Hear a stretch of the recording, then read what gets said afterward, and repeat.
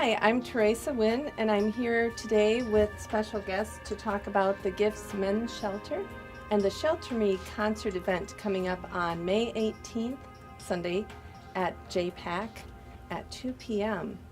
With me today are Stephanie Burton, Gifts Executive Director, Gifts Board Treasurer, and Shelter Me Event Coordinator, Brenda Thompson. We also have a special guest from the Men's Shelter, Scott. Welcome, everyone. Thank you. Yeah, let's start with you, Brenda. Can you tell us exactly what is the Gifts Men's Shelter and how? Well, the Gifts Men's Shelter came out of the desire of a small group of Christians to serve their neighbor. They had just done a Bible study of the Good Samaritan and asked themselves who in the community were the downtrodden that they were passing by, maybe on a daily basis. And they discovered that the homeless community really fit that description. After doing some research and checking with the local experts about how this population was being served, it became apparent that the homeless men were the underserved population. Okay. So they decided that population would become their focus. And what they wanted to do for these guys was to provide the basics, the food, the shelter, an opportunity to take a shower, and just things that you and I take for granted. Right. So the brainstorming began, and they decided that they wanted to not only give these guys a hand out, but also a hand up, provide them with the relationships that would help them regain their footing in society. Right. And they knew that they would need supplies to do that, cots, linens, bedding, all of the things that go into housing someone. And they knew that they wanted to provide a safe Christian environment. They discovered, or in their course of conversation, they realized that churches are those big facilities that are typically unused except for a Sunday or maybe a few other days of the week. And so they figured that those might be the congregations, the people that would be receptive to their goal and how they wanted to serve the population. So in 2007, they staged a clergy meeting and presented their idea to the clergy, and there was one church that came out of that meeting that was very passionate about helping them achieve their goal. In fact, they were so passionate about helping them achieve the goal that they wanted them to open the shelter on Christmas Eve, which was just 2 weeks away from this meeting that had just occurred. Right. Wow, that's incredible. Yeah. That first year, they were able to serve 100 men with $1,000. So there was a lot of begging going on. They were soliciting resources to provide the shelter for the things that it needed, and also developed committees or teams that would facilitate accomplishing the goal of the hand up.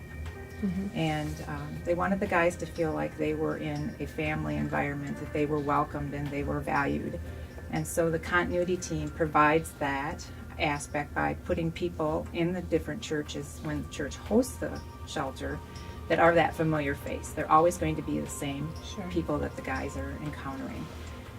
The A team is actually the catalyst for the change in the guys' lives. That the guys are partnered in a mentoring situation with a member of our volunteer staff, which is the A team. Okay. And these individuals hook the guys up with the resources they need to realize the change in their lives. Awesome. So that's how it all began, and then Stephanie came into the picture. Stephanie came into the picture. Yeah. So what's been going on since you were hired as executive director? Some of the changes, expansions? I was brought on staff in May of 2012 after the leadership of the ministry saw that the need was there and the need was growing. Right. And they felt the need to bring someone in to help them organize and move forward in their work. So I began in May of 2012 part-time, and the board of directors said, go and learn. So I did my studying on the history of the ministry, What is amazing about this ministry is it was born and operated 100% volunteer up until the point I was brought on. And they did a phenomenal job of keeping notes and records, so I had a really good picture of what had been going on since 2007. So the first year of the shelter, spent a lot of time there, getting to know the guys, getting to know the system, doing a lot of observing, trying to organize some things. And then after the completion of that first year, sat down with the board of directors and we had just a really honest conversation. What are we doing well? What are the areas to improve on? And at this point, we went from 4 churches that first year in 2007 to now operating with 32 churches. That's fantastic. And what I discovered very quickly is those volunteers knew what they were doing, loved what they were doing, and just did it so well. So the shelter piece, the providing shelter and meeting their basic needs, they were just above and beyond in meeting that. But where we felt we were falling short was improving the lives of our guests. Right. Our mission is 2-part. The first part, providing shelter. The second part, improving their lives through a unified Christian effort. Right. And while we had an A-team in place to attempt to do that, reality is our guys don't get in until 6 o'clock at night. They're tired.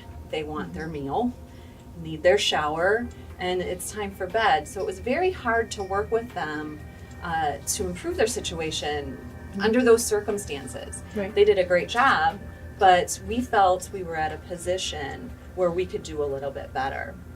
And that's when the board decided to expand our services. And in October of 2013, we opened what we call the Resource Center.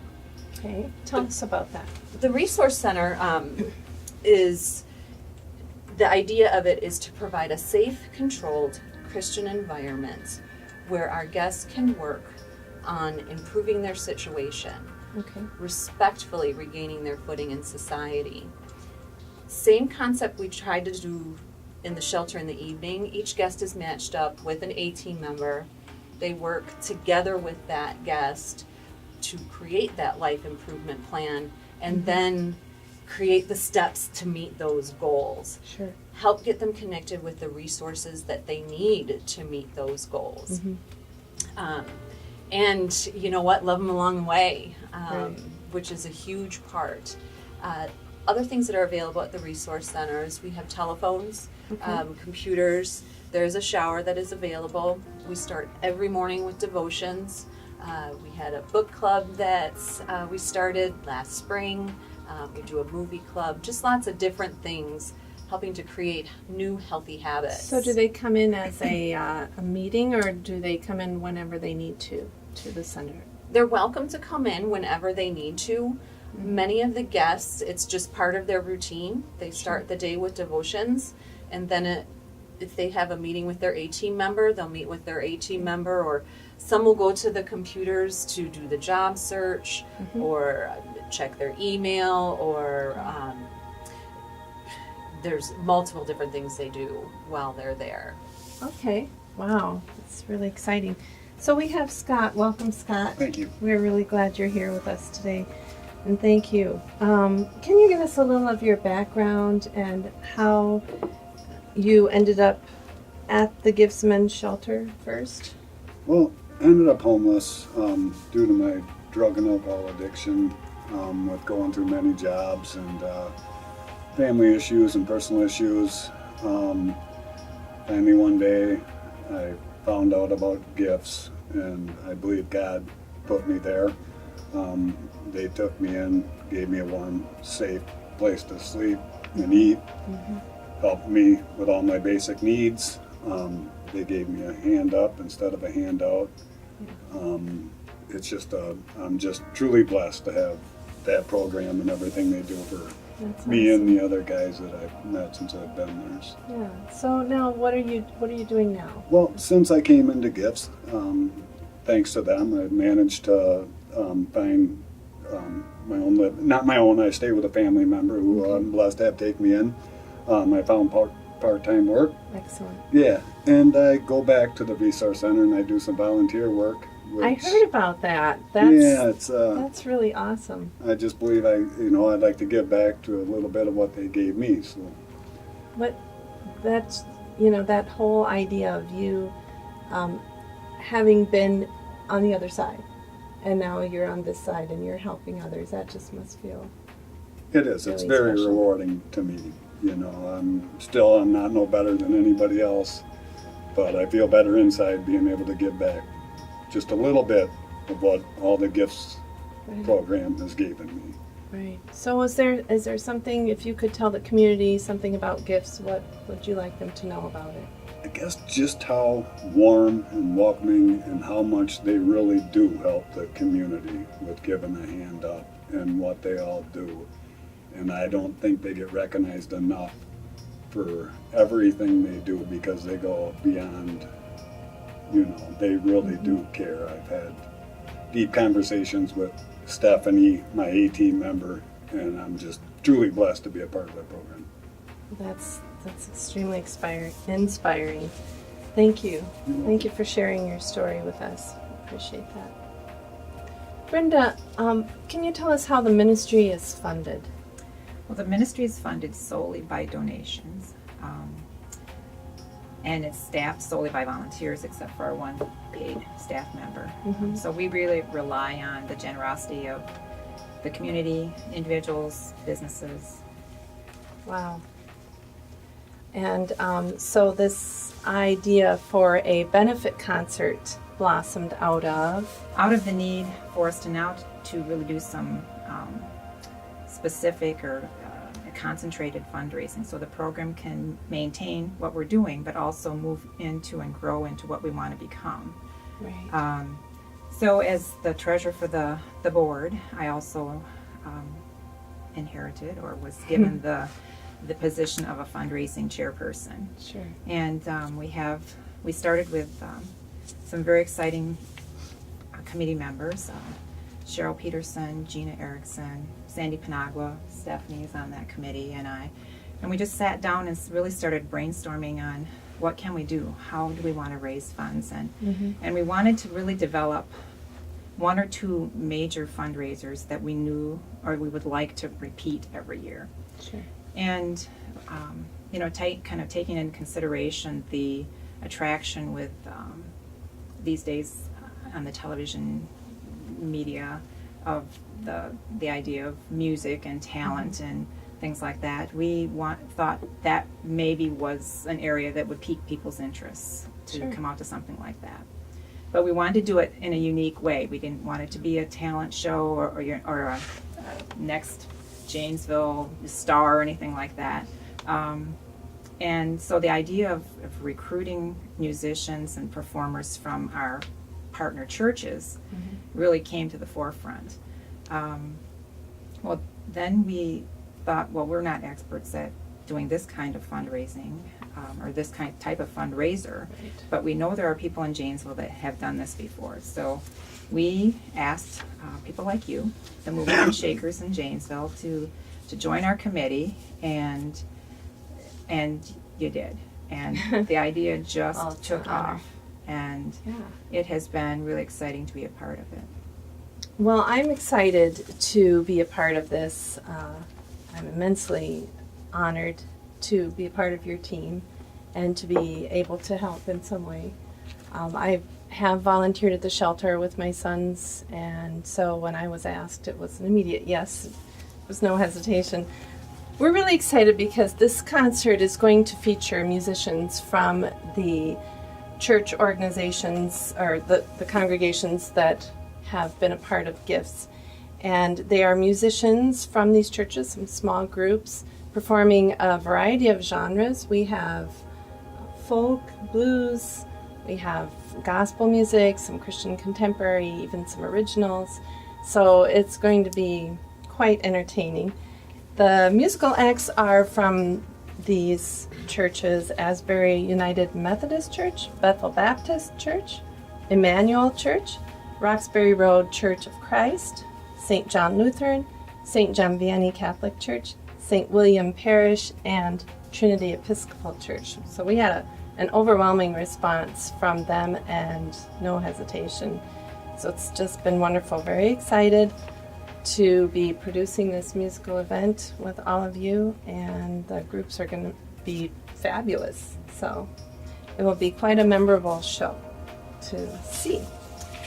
And next, I would like to ask about business sponsors for the show, because we as a committee have tried to put this all together and get it going, but sometimes it needs a little extra. So, Well, this type of event, generally, you assume that your income is going to come from ticket sales and the Right. people that you can draw on like that. But we had a goal of $10,000 for this event, and there are so many seats that we can sell at JPAC, and so we knew that we would need some corporate sponsors. And the response from the corporations that we've approached has been overwhelming, starting with Nolan and Mowat, whose foundation became our signature sponsor. And it's like I say, it's been overwhelming. They're a great group of corporations that Right. have just come alongside us to partner with us on this event. right, that's just wonderful. Yeah. And Stephanie, I heard there will be some exciting things besides just music at the concert. So let's tell the viewers what they can expect. There will be exciting things going on from the second that you walk in the doors on May 18th. In the lobby, we will have a professional musician, but he may, the look we were trying to go for was the street musician.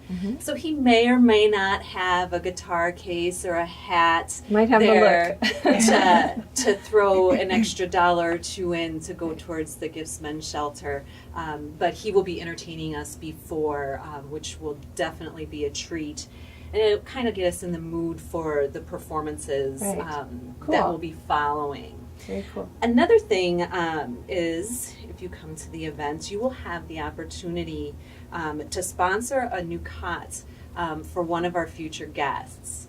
I have to be honest, after 7 years of use, our cots are in pretty sad shape. So what we decided to do was a Bucks for Beds campaign. So you or you and a group of your friends can sponsor a cot for $100. Okay. And it will provide somebody a much nicer place to rest their head. Right. We'll also have raffle tickets available. We had some generous donors give a half a beef, so that will be the grand prize. Fantastic. So clean out your freezer. And the first prize for the raffle will be $500. Okay. So- Wow. That's awesome. That's a lot. So, all right. Please mark your calendars for Sunday, May 18th at 2 p.m. down at the Janesville Performing Arts Center. And you may want to get there a little early for these exciting things going on as well. The tickets are $15 for adults and $10 for students. You can purchase your tickets now through JPAC at their box office at 408 South Main Street. You can do that online as well at at JanesvillePAC.org. I'll repeat that. JanesvillePAC.org. That's PAC. Or you can call and purchase your tickets over the phone at 608-758-0297. Now, if someone were interested in finding out more about Gifts, they could go to Gifts has a website, and we also have a Facebook. Facebook, we try and post updates of what's going on with the guys, different events that may be coming up, different needs that we may have. We often run out of coffee, and we'll throw up a notice on Facebook, and the next morning we will have coffee. So check us out amazing. on our website or on Facebook. Okay. Well, I want to thank JATV for this opportunity. And what would you like to say to get people to come on down? I would greatly appreciate, and we all at Gifts Program would appreciate everyone supporting this program, and your attendance there would be much obliged. Right. Well, thank you all for your time and for being here and for all you do for Janesville and for the community. Coming up next, we have a sample of one of the performances that will be coming up at our concert by Dave Ortman and his friends from Emmanuel Church.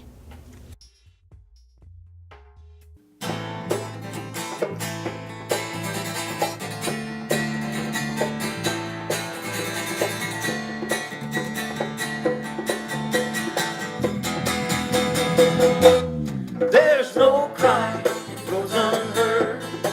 There's no tear that goes unseen. There's no hurt he hasn't felt before, and no one he can't redeem. There's no wall he can't scale. There's no mountain that he can't move. There's no place he hasn't sent before, and no sorrow he can't soothe. Oh. Somebody loves you, you wonder who. Talking about Jesus, he cares for you. There's no fury he can't tame. There's no storm that he can't still. There's no nightmare he won't chase away, and no dream he can't fulfill. There's no person he can't love. There's no fire he can't ignite. There's no sin that he can't forgive, and no wrong that he can't right. Oh, somebody loves you, you wonder who. Talking about Jesus, he cares for you. Oh, somebody loves you.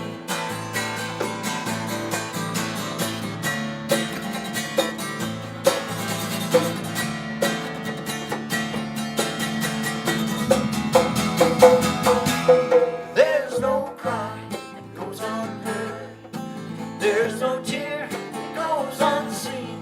There's no hurt he hasn't felt before, and no one he can't redeem. There's no wall he can't scale. There's no mountain that he can't move. There's no place he hasn't been before, and no sorrow he can't soothe. No, somebody loves you, wonder who. We're talking about Jesus, he cares for you. Oh, somebody loves you, wonder who. We're talking about Jesus, he cares for you. Oh, somebody loves you. Somebody loves you. Somebody loves you. Somebody loves you. Somebody loves you.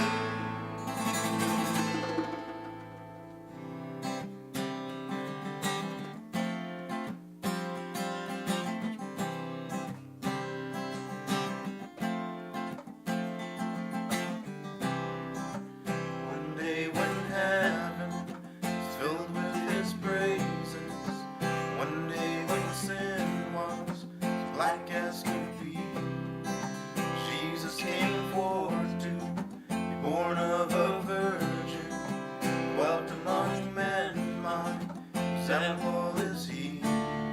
The Word became flesh and the light shined among us, glory revealed, living and loving, dying he saved me, buried he carried my sins far away, rising he justified freely forever. One day he's coming, oh glorious day, oh glorious day.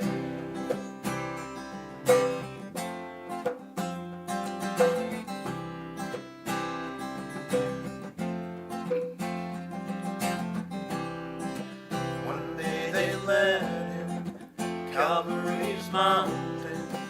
One day they nailed him to die on a tree. suffering anguish, despising rejected, bearing our sins, my Redeemer is He. Hands that heal nations, stretched out on a tree, took the nails for me, living He loved me, dying He saved me, buried He carried my sins far away, rising He justified, freely forever. One day He's coming, oh glorious day, oh glorious day.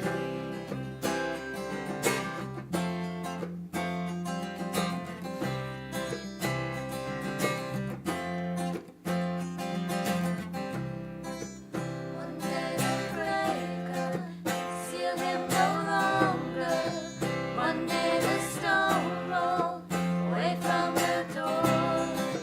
Then He arose over death He had conquered. Now has ascended, my Lord evermore.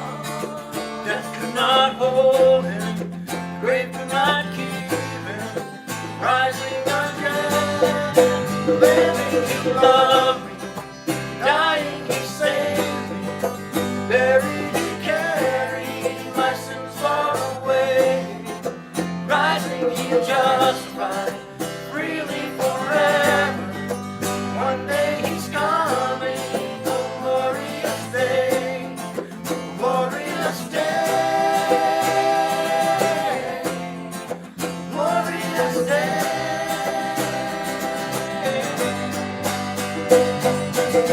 One day the trumpet will sound for His coming. One day the skies with His glory will shine. Wonderful day, my beloved one bringing. My Savior Jesus is mine.